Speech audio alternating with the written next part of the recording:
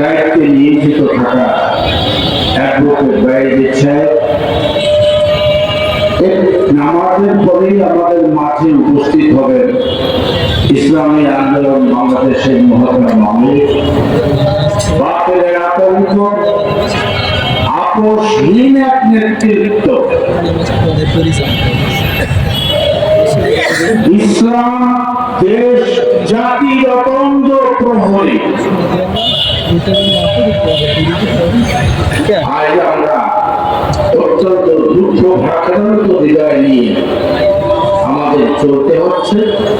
যে জাতি এত দুর্ভাগা জাতি ছিল না, কিন্তু আজকে দুর্ভাগা জাতিতে পরিণত হয়েছে।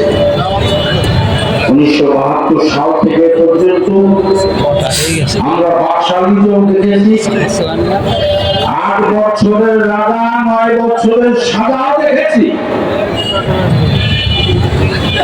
ভবন দেখেছি, আয়না ঘর দেখেছি, এখন বায়না ঘর চলছে। জাতি এর থেকে উত্তরণের পর একটি মাত্র আছে।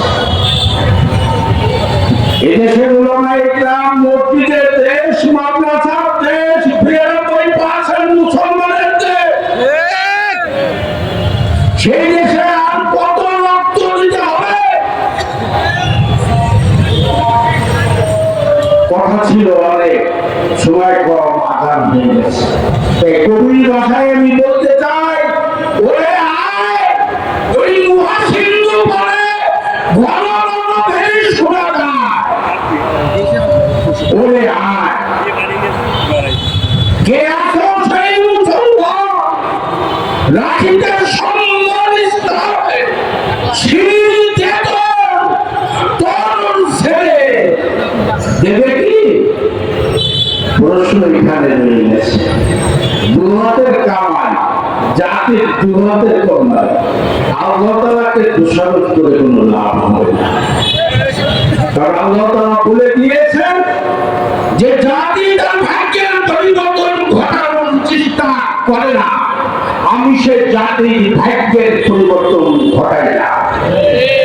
কাজে এই জাতির ভাগ্যের পরিবর্তন ঘটাইতে হলে এদেশের মানুষকে এগিয়ে আসতে হবে, সংঘবদ্ধ হতে হবে। ঈশ্বর চরণের পরামর্শ।